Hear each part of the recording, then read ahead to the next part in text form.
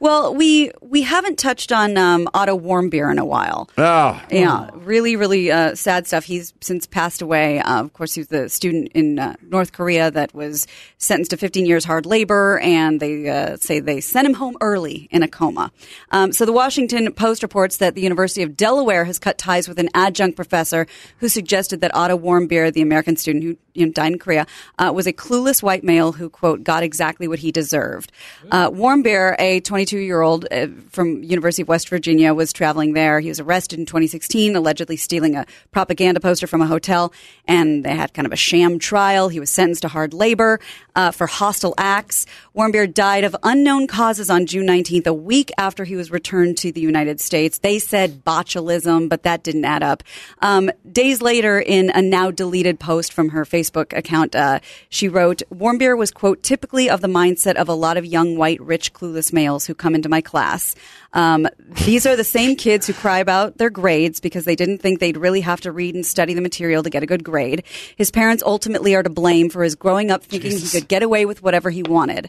Maybe in the U.S., where young, white, rich, clueless white males routinely get away with raping women. This is the worst eulogy ever. Not so much it's almost done. Not so much in North Korea. And of course, it's Otto's parents who will pay the price for the rest of their lives. Jesus. When the post came to light, she was flooded with comments calling for her termination, and they have, of course, since parted ways. Good, because look, this is a racist. I don't care what color her skin is. This is a racist person who's taken a tragedy, given some sort of spin on race, and is, I'm assuming, poisoning whatever students she had or has.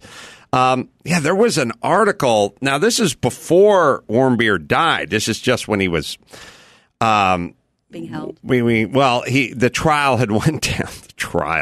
And he got 15 years of hard labor. And there was this chick in HuffPo, presumably a woman of color, who said, "Now you get to see what I feel like every day when I leave the house." Like okay. Look, here's all I'm saying. You can't do anything with tweets.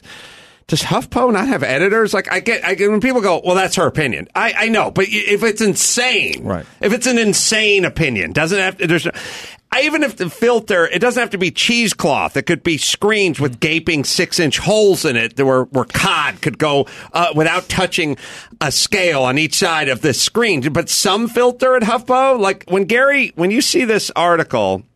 I don't know if you have it. Just you can read it, but it's insane. It's insane. And these people, they go, well, she's a journalist who has her opinion. No, she's not. She's not entitled to that, or she needs to be stripped as whatever this journalist quote unquote thing is, because it's insane. That we all have a right to an opinion. We don't all have a right to have it published and put out there. Right. Yeah. Sorry. Go ahead. Just me and you. I agree. And Nick Santora. You probably know him. As I've said, living 15 years performing manual labor in North Korea is unimaginable, but so is going to a place I know I'm unwelcome and violating their laws. I'm a black woman, though. The hopeless fear Warmbier is now experiencing is my daily reality living in a country where white men like him are willfully oblivious to my suffering, even as they are complicit in maintaining the power structures which ensure their supremacy at my expense. He is now an outsider at the mercy of a government unfazed by his cries for help. I get it. Jesus Christ.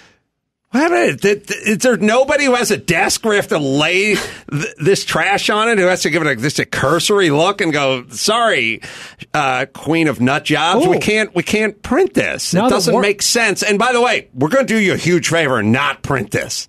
Because if something happens to this kid, this is going to look horrible. Now that Otto's been, let's just say, tortured to death, most likely what happened to him, does that not have to happen to this writer? So she's drawing parallels. Brian, please. I'm just suggesting. Every day living in America as a woman of color. Please. It's no different than what she goes through. And by the way, let me explain something. Nobody's listening anymore because of this kind of hyperbole. That's the problem. You've successfully gotten everyone not to listen because of your crazed assertions. Crazed.